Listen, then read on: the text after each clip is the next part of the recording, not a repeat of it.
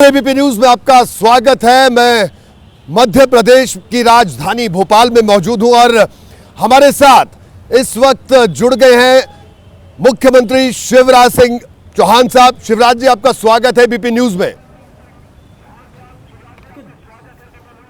धन्यवाद। शिवराज जी, सबसे पहले आपको बधाई इस प्रचंड जीत की। आपने इतना धुआंधार चुनाव प्रचार किया और नतीजे भी मनमाफिक आए, लेकिन शिवराज जी, इतनी उम्मीद थी जितनी सीटें आई? उम्मीद नहीं, मुझे विश्वास था, क्योंकि हम लोग लगातार जनता के बीच में काम कर रहे थे। पिछले 20 सालों में भारतीय जनता पार्टी की सरकार ने जो काम किया है, इंफ्रास्ट्रक्चर का, सड़क हो, बिजली हो, पानी हो, स्कूल हो, अस्पताल हो, अलग अलग विकास के काम, उनका भी असर था। और सबसे बड़ी बात यह है कि डबल इंजन की सरकार, प्रधानमंत्री श्रीमान नरेंद्र मोदी जी मध्य प्रदेश के जनता के दिल में बसे हैं। जनता उनसे केवल स्नेह नहीं करती, अपार श्रद्धा रखती है और अडिग विश्वास है जनता का। तो प्रधानमंत्री जी का जो स्नेह और आशीर्वाद मिला, उनके दौरे हुए, उनके प्रचार से चुनाव में एक नव उत्साह का संचार हुआ। अमित शाह जी ने बहुत सुनियोजित रणनीति बनाई और नड्डा जी का मार्गदर्शन मिला। कार्यकर्ताओं ने अनथक परिश्रम किया और हम लोग अपने काम को लेके गए, डबल इंजन की सरकार के काम। हमने प्रधानमंत्री जी की योजनाओं को भी धरती पर ठीक से क्रियान्वित करने का काम किया और राज्य सरकार की अपनी योजनाएं थी, जिसके कारण समाज का हर वर्ग लाभान्वित हुआ। और जब हम कैंपेन के लिए जाते थे तो जनता का वो प्यार बरसता हुआ दिखाई देता था। इसलिए कोई ने जब मुझे कहा कि कांटे की टक्कर है, तो मैंने कहा कांटे की टक्कर कहीं नहीं है, हम भारी बहुमत से चुनाव जीतेंगे, ये मेरा अटल विश्वास था। शिवराज जी, एक बात पूरा देश जानना चाहता है। कल से जब से नतीजे आए हैं मध्य प्रदेश में, तो लोगों को पता था लाडली बहना योजना, पूरे देश भर में ये योजना चर्चा का विषय बन गई है। मैं आपसे इतना जरूर जानना चाहूंगा कि एक गेम चेंजर इस चुनाव में रही आपकी ये योजना। आखिरकार ये योजना का कॉन्सेप्ट कहां से आया और कब आपने सोचा कि आपको इस योजना को लागू करना है? मैं चाहूंगा कि उसके पीछे की कहानी आज आप जरूर बताएं दर्शकों को। देखिए, ये प्रारंभ कोई आज नहीं हुआ। बचपन में मैंने देखा था अपने गांव में, अपने घर में बेटियों के साथ भेदभाव होते हुए। हम गांव में देखते थे कि परिवार की महिला बड़ी बेबस सी होती है, उसके हाथ में कुछ अधिकार परिवार में भी नहीं होते। इसलिए शुरुआत आज नहीं हुई। पहली बार मैं मुख्यमंत्री बना तो हमने बनाई थी लाडली लक्ष्मी योजना, क्योंकि बेटियां कई बार कोख में मारी जाती थी, बेटियों को बोझ समझा जाता था। तो मेरे दिल में तब ये विचार आया कि ऐसी कोई योजना बने कि बेटी अगर पैदा हो तो लखपति पैदा हो। तो हमने लाडली लक्ष्मी योजना में बेटी को लखपति बनाने का काम प्रारंभ किया। मतलब जन्म के साथ ही उसके खाते में पैसे डाल देना, ताकि पढ़ाई के समय भी उसको मिल जाए और पढ़ाई के बाद जब वो बड़ी हो तो 1 लाख रुपया से ज़्यादा मिल जाए। मन में भाव ये था कि बेटी को बोझ ना माने लोग, बेटी वरदान बन जाए, कोख में ना मारी जाए। सेक्स रेशियो हमको बदलना था, केवल 912 बेटियां पैदा हो रही थी 1000 बेटों पे। तो शुरुआत वहाँ से हुई। इसके बाद बेटी के विवाह को भी लोग बोझ मानते थे, तो हमने बनाई कन्या विवाह योजना मध्य प्रदेश में, और इन दोनों योजनाओं का अनुसरण कई प्रदेशों ने किया। अब लाडली लक्ष्मी बेटियां 40 लाख हैं आज मेरी, जो लखपति हैं, पढ़ाई लिखाई का जिनके हम इंतजाम कर रहे हैं। फिर महिलाओं के राजनीतिक सशक्तिकरण के लिए सबसे पहले मध्य प्रदेश था, जिसने 50% रिजर्वेशन चुनाव लड़ने के लिए स्थानीय निकाय के चुनाव में दिया। फिर मैं आपको बताना चाहूँगा, मध्य प्रदेश पहला राज्य जिसने 35% रिजर्वेशन सर्विसेज में अपनी बहनों और बेटियों को दे रखा है। पुलिस की भर्ती में पहले 30% दिया था, 35% कर दिया। हमने पहल की कि महिलाओं के नाम पर संपत्तियाँ खरीदी जाए, इसलिए स्टाम्प शुल्क हमने अगर बहन के नाम पे, बेटी के नाम पे, पत्नी के नाम पे ज़मीन खरीदता, उसके लिए बिल्कुल नॉमिनल रखा, कम रखा, ताकि उनके नाम पर संपत्तियां खरीदी जाए। हमने संबल जैसी योजना बनाई। हमने तय किया कि गरीब मजदूर बहन अगर बेटा बेटी को जन्म देगी तो जन्म देने के पहले 4000 और जन्म देने के बाद 12,000 रुपया उसके खाते में डालेंगे, ताकि बेटा बेटी को जन्म देने के बाद उसको आराम करने का मौका मिल जाए। एक श्रृंखला थी, और इसी श्रृंखला में 2017 में मैंने एक योजना बनाई थी। बेगा, भारिया और सहरिया, जो अत्यंत पिछड़ी जनजाति की बहनें होती थी, उनकी गरीबी देख के और बच्चों का कुपोषण देख के मैंने ये तय किया था कि इनके खाते में हर महीने 1,000 रुपया डालेंगे। और मुझे विश्वास था कि बहन के खाते में पैसा डालेंगे तो माँ उस पैसे का दुरुपयोग नहीं करेगी, सबसे पहले बच्चों पे खर्च करेगी।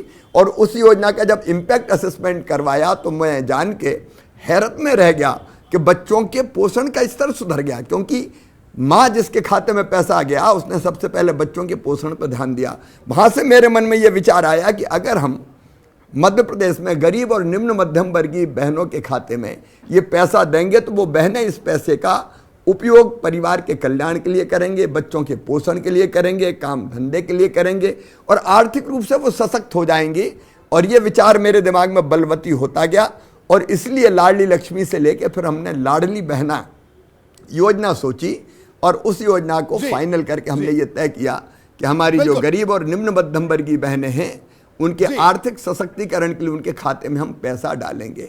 और मैं एक बात आपको कहना चाहता हूं, पूरे प्रदेश में मैं गया, मैंने पूछा कि इस योजना के बाद बहनों आपके जीवन में क्या परिवर्तन आया है, तो बहनों ने एक स्वर से कहा कि घर में हमारी इज्जत बढ़ गई है, सम्मान बढ़ गया है, आत्मसम्मान हमारा बढ़ा है, सास प्रेम से बोलती है, पति प्रेम से बोलता है, और हमारा अपना पैसा है तो हमारा आत्मविश्वास भी बढ़ा है। ये कहानी थी लाडली बहना की पृष्ठभूमि थी एक तरह से। बिल्कुल जी शिवराज जी, आपने पूरे चुनाव प्रचार में जो परिश्रम किया वो दिखा, लोगों से जो आपका कनेक्ट था वो भी दिखा। लेकिन शिवराज जी, आज बड़ी साफगोई से आपसे एक बात जरूर जानना चाहूंगा कि चुनाव प्रचार के दौरान आप एक ऐसा लम्हा आया, भावुक हुए, आपने कहा कि अगर चला जाऊंगा तो बहुत याद आएगी। तो ये वो उस पल के बारे में मैं चाहूंगा आप जरूर बताएं, देश जानना चाहता है कि आखिरकार ऐसे क्या इमोशंस थे। और उसके बाद देखिए, उसके बाद जहां भी हम लोग गए, हम लोग ग्राउंड रिपोर्ट्स भी देखते थे, तो लोगों के रिएक्शन में भी बड़ा चेंज था। देखिए, पूरा मध्य प्रदेश हमारा परिवार है, प्रधानमंत्री जी का परिवार पूरा देश है, पूरा देश उनके लिए परिजन है। मध्य प्रदेश में बचपन से मैंने काम किया है, तो हमारे जो रिश्ते हैं वो नेता के और जनता के रिश्ते नहीं हैं। मध्य प्रदेश की जनता से मेरे रिश्ते हैं भाई बहन के, भांजे भांजियों के, और वही स्नेह और आत्मीयता हमें हर जगह मिलती है। मैंने कहते कहते सहज ही कह दिया था, किसी ने बताया कि ये काम नहीं हुआ, तो ऐसे ही कहते कहते भाषण में, पूरे भाषण को आगे पीछे देखिए, मैंने कहा कि जब हम चले जाएंगे तो बहुत याद बहुत आएंगे, इस तरह की बात हुई थी। लेकिन ये मेरे इमोशनल रिश्ते हैं, मेरा कनेक्ट है जनता से, क्योंकि मैं हमेशा, आप माने ना माने मुझे कोई फ़र्क नहीं पड़ता, लेकिन मैं जनता में ही भगवान के दर्शन करता हूँ, क्योंकि दीनदयाल जी ने कहा था दरिद्र ही नारायण है और जनता ही जनार्दन है, तो उसकी सेवा हम भगवान जैसा मान के ही करते हैं। लेकिन शिवराज जी, जनता ने आपको जाने नहीं दिया, दोबारा से प्रचंड बहुमत से जनता आपको ले आई। श्रद्धा का भाव रखता हूं जी। मैंने कहा जनता ने आपको जाने नहीं दिया, वो तो प्रचंड बहुमत से आपको वापस लेके आ गई आपकी सरकार को। जी जी जी, जनता का देखिए, मैं तो हर समय कहता था, पत्रकार मित्र भी पूछते थे तो मैं कहता था भरपूर है। देखिए, मैं जाता था तो लाडली बहनाएं दौड़ के गले लगती थी, सिर पे हाथ फेरती थी, माथा चूमती थी, आंखों में आंसू होते थे, और वो कहती थी कि अपन जीतेंगे भैया। अब जब बहनें ये कहें कि अपन जीतेंगे भैया, तो आप वो नहीं कहती थी कि आप जीतोगे, तुम जीत जाओगे, बीजेपी जीत जाएगी, वो कहती थी अपन जीतेंगे। इसका अर्थ क्या है? उनने इस चुनाव से अपने आप को जोड़ लिया था, इस चुनाव को अपना मान के वो लड़ी कि अपन जीतेंगे। और सवेरे देखो लंबी लंबी लाइन हर मतदान केंद्र पर बहनों की ऐसी उमड़ी कि सब आश्चर्यचकित रह गए। जी शिवराज जी, कल दिल्ली में भी जश्न हुआ पार्टी की इस महाविजय का, प्रधानमंत्री भी काफी खुश दिख रहे थे, तो कल से आपको कई फोन भी आए होंगे, प्रधानमंत्री से भी बात हुई होगी, ये तो हम जरूर जान सकते हैं आपसे कि आखिरकार किस तरह की बात हुई। क्या बात हुई आपसे आपकी, क्योंकि पूरा देश पूरा प्रदेश आपकी तमाम बहनें भी जानना चाहती हैं। देखिए, हम लोग एक बड़े मिशन के लिए काम कर रहे हैं। एक तो हम सौभाग्यशाली मानते हैं कि हम जी। उस युग में पैदा हुए जब भारत के प्रधानमंत्री श्रीमान नरेंद्र मोदी जी हैं। मोदी जी जैसा नेतृत्व, मोदी जी के नेतृत्व में वैभवशाली, गौरवशाली, संपन्न, समृद्ध और शक्तिशाली भारत का निर्माण हो रहा है। और मेरा अपना विश्वास है कि पूरे विश्व को शाश्वत शांति के पथ का दिग्दर्शन मोदी जी के हाथों ही, उनके माध्यम से ही भारत दिखाएगा, हमारा देश दिखाएगा। तो हम क्या होना है, कहाँ होना है, क्या बात करना है, इसकी चिंता ही नहीं करते। बधाइयों का आदान प्रदान तो निश्चित तौर पर होता है, लेकिन बाकी कोई ऐसी चर्चा नहीं होती। और हम लोग कार्यकर्ता के नाते ये उत्सुक भी नहीं रहते कि क्या हो रहा है। मिशन हमारा जो तय करता है कि कौन सा कार्यकर्ता क्या काम करेगा, उस काम में हम लग जाते हैं, हम लोग जुट जाते हैं। जी शिवराज जी, आप देखिए सामूहिक नेतृत्व में चुनाव लड़ा गया और उसके बाद भी आपने करीब 166 के करीब आपने सभाएं की। दिवाली वाले दिन में आपको दिख रहा था, आप उस दिन भी प्रचार कर रहे थे। परिश्रम में कोई कमी नहीं रही, इस बात से कोई इनकार नहीं कर सकता। लेकिन शिवराज जी, जो सामूहिक नेतृत्व की बात है और आपने भी ताबड़तोड़ प्रचार किया, तो लोगों को एक उत्सुकता जरूर है, एक सवाल जहन में है कि आखिरकार कब तक घोषणा होगी। वो काम मेरा नहीं है, मेरी पार्टी का है। पार्टी जब तय करेगी और जो तय करेगी वही हम सब करेंगे, क्योंकि हम लोग समर्पित कार्यकर्ता हैं। हम कहाँ रहेंगे, हम क्या होंगे, को जो ये सोचता है वो फिर स्तरीय कार्यकर्ता, आदर्श कार्यकर्ता नहीं रहता। हमारा क्या होगा ये हमारी सोच का विषय नहीं है। देश कैसे आगे बढ़ेगा और प्रदेश की जनता की हम कैसे बेहतर सेवा कर पाएंगे, हमारा सोचना इतना भर है। क्योंकि हम अपने मानव जीवन की सार्थकता के लिए काम करते हैं।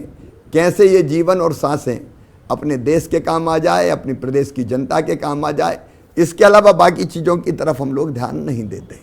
मेरे जैसा कार्यकर्ता तो बिल्कुल नहीं देता। शिवराज जी, शिवराज जी, मुझे ध्यान आ रहा है आप हरियाणा के प्रभारी थे। हरियाणा में भारतीय जनता पार्टी की बहुत बुरी स्थिति उस वक्त होती थी। मैं बहुत पुरानी बात कर रहा हूँ। आप प्रभारी थे हरियाणा के। भारतीय जनता पार्टी 2 या 3 सीटें उस चुनाव में जीती थी। मैंने आपसे उस वक्त भी कैमरे पर बात की थी। मैंने आपको देखा था उस वक्त भी आपका ये कहना था, बहुत आशान्वित थे आप। आपने कहा था कि हरियाणा में हम जरूर कभी पूर्ण बहुमत की सरकार बनाएंगे। खैर, वहां भी तस्वीर बदली और ये यात्रा वहां से चल के अब यहां तक पहुंच गई है। ये जो यात्रा रही, इतनी लंबी यात्रा शिवराज जी, जो आप बार बार कह रहे हैं आप कार्यकर्ता हैं, बिल्कुल, इसीलिए इसका जिक्र मैंने किया। उस बात से कोई इनकार नहीं कर सकता कि आपकी जो कमिटमेंट है आपके संगठन के लिए, आपके विचार के लिए।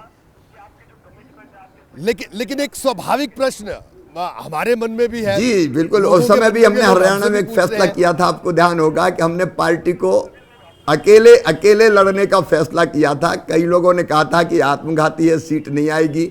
मैंने कहा था कि सभी सीटों पर लड़ेंगे तो एक बेस खड़ा होगा और भविष्य में भारतीय जनता पार्टी फिर अपने दम पर चुनाव जीतेगी और सरकार बनाएगी। तो उस समय वो सुविचारित फैसला था। हम उस समय सीट नहीं जीते, लेकिन सारी सीट हम लड़े और लड़के एक बेस खड़ा हुआ। नहीं तो हम तो थोड़ी सी सीट लड़ते थे, 22 या 24 सीट हम लड़ते थे। बाकी चौटाला साहब के साथ होते थे तो उनकी पार्टी लड़ती थी, या फिर हम और कोई दूसरा पार्टनर हमारे साथ होता था तो उसकी पार्टी लड़ती थी। लेकिन लड़ने के कारण बेस खड़ा हुआ और अंततः भारतीय जनता पार्टी हरियाणा में अकेले सत्ता में आई।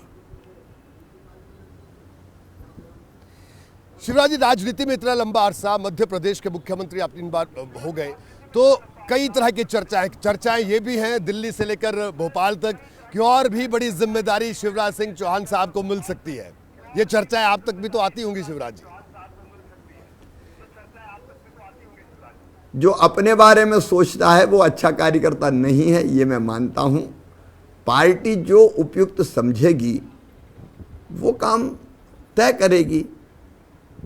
और हम कार्यकर्ता के नाते जो भी काम दिया जाए, दरी बिछाने से लेके सफाई करने से लेके सरकार चलाने तक का कोई भी काम हो, उस काम को करते हैं, करेंगे। जी शिवराज जी, इस बार भारतीय जनता पार्टी की आपकी जो सरकार बन रही है उसकी प्राथमिकता क्या होगी? जैसे पिछली बार भी आपने तय किया था एजेंडा, उससे पिछली बार भी एजेंडा तय किया था। रोड मैप तय है, गारंटी मोदी जी की है और मोदी जी हर गारंटी को पूरा करने की गारंटी है। हमने पूरा रोड मैप बना दिया है। हमने प्रधानमंत्री जी ने कहा था आत्मनिर्भर भारत, तभी हमने एक रोड मैप बनाया था आत्मनिर्भर भारत के लिए, आत्मनिर्भर मध्य प्रदेश। उसके 4 महत्वपूर्ण आयाम, एक इंफ्रास्ट्रक्चर जिसमें सड़क, बिजली, पानी जैसी सारी चीज़ें, और उसके आगे, क्योंकि मैं बहुत विस्तार में नहीं जा रहा, लेकिन रोड मैप में हमने सब तय कर रखा है। देखो, अभी हम ग्लोबल स्किल पार्क बना रहे हैं, फ्लोटिंग सोलर पावर प्लांट लगा रहे हैं, मेट्रो रेल आ रही है, इसके आगे के एक्सप्रेस वेज बनेंगे। हमने पूरा संकल्प पत्र में दिया है पूरा का पूरा। केवल ऐसे बात नहीं है कि हम ये देंगे, हम मध्य प्रदेश कहाँ ले जाएंगे। मध्य प्रदेश को हमको $550 बिलियन की इकोनॉमी बनानी है, और वो कैसे बनाएंगे उसका भी रोड मैप हमने तय करके रखा है। तो इंफ्रा का सवाल हो, शिक्षा और स्वास्थ्य हमारी सर्वोच्च प्राथमिकता है, इसलिए सीएम राइज स्कूल हम बना रहे हैं, नए नए मेडिकल कॉलेजेज हम खोल रहे हैं, स्वास्थ्य सुविधाओं को अपग्रेड करने का हम काम कर रहे हैं। फिर तीसरी चीज़ है अर्थव्यवस्था और रोजगार। पहले भी हमने काफ़ी काम किया। देखिए, मध्य प्रदेश की अर्थव्यवस्था तेजी के साथ, अब हमारी जीएसडीपी 13-13.5 लाख करोड़ क्रॉस कर गई। इस साल 15 लाख करोड़ हम क्रॉस कर जाएंगे। बजट हमारा 3,14,000 करोड़ का था, उसमें 5,000 करोड़ मैंने और जोड़ दिए थे, रिवाइज किया तो 3,19,000 करोड़ का हो गया। ये अर्थव्यवस्था के गतिमान होने का ही प्रमाण है। तो अर्थव्यवस्था को और गतिशील बनाना, हमारा जो हमारी इंडस्ट्रियल ग्रोथ है वो 24% है, एग्रीकल्चर ग्रोथ हमारी 18% है, नई नई सिंचाई की और योजनाएं बन रहे हैं, निवेश हम और ज़्यादा लेके आ रहे हैं। तो वो सारी चीज़ भी हम करेंगे ताकि रोजगार के नए अवसर पैदा कर सके। हमने एक बात कही है कि प्रत्येक परिवार एक रोजगार, लाडली बहना, लाडली लक्ष्मी से लाडली बहना, अब लखपति बहना का सफ़र हम तय करेंगे। सेल्फ हेल्प ग्रुप के माध्यम से 15 लाख बहनों को हम लखपति बना चुके हैं। लखपति बनने का मतलब है साल में 1 लाख रुपया से ज़्यादा आय हो उनकी बहन की, 10,000 रुपया हर महीना कम से कम। तो लाडली बहना से अब लखपति बहना की तरफ ले जाना है। अलग अलग अनेकों चीज़ें हमने जो संकल्प पत्र में कही है उसको हम पूरा करेंगे, वही हमारा रोड मैप है। और एक बात और शिवराज जी, मेरे आखिरी 2 सवाल मेरे।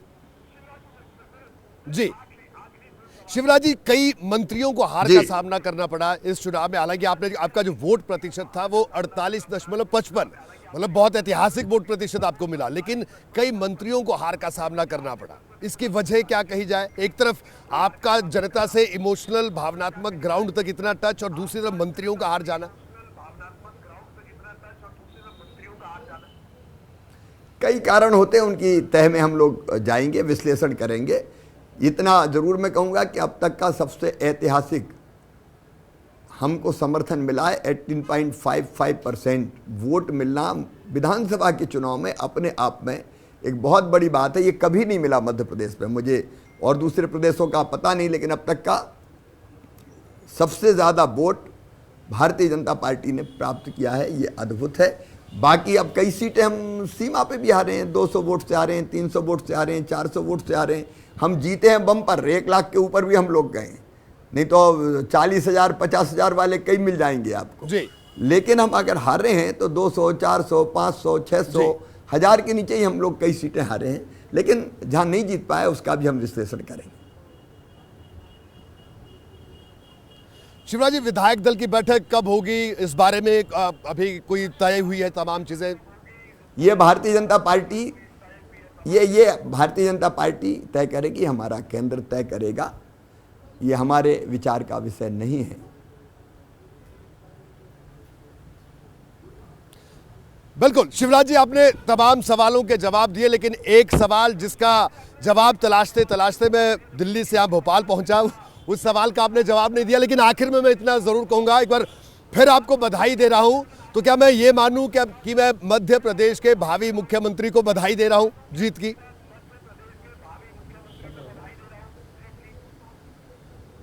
देखिए, मैंने पहले ही कहा कि हम अपने बारे में विचार नहीं करते। हमारा सोच, हमारा विचार केवल अपने देश के लिए, अपनी पार्टी के माध्यम से कैसे बेहतर काम कर पाएँ। ज़िंदगी एक मिशन है, हर सांस समर्पित है अपने देश के लिए, और जनता को हम भगवान मान के उसकी सेवा करते हैं। तो जो भी काम उसके लिए दिया जाएगा, पार्टी जो तय करेगी वही हमारे लिए पार्टी का जो आदेश है वही सर्वोपरि होगा।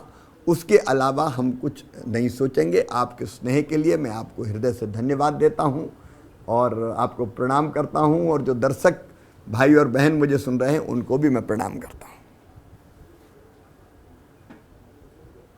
शिवराज जी, आपका बहुत बहुत शुक्रिया एबीपी न्यूज से बात करने के लिए। तो शिवराज सिंह चौहान हमारे साथ मौजूद थे, जिन्होंने अपने जीत के पीछे के श्रम परिश्रम की कहानी तो बताई, लेकिन एक सवाल को बखूबी उन्होंने टाल दिया। लेकिन एबीपी न्यूज लगातार इस सवाल का जवाब ढूंढने की कोशिश लगातार कर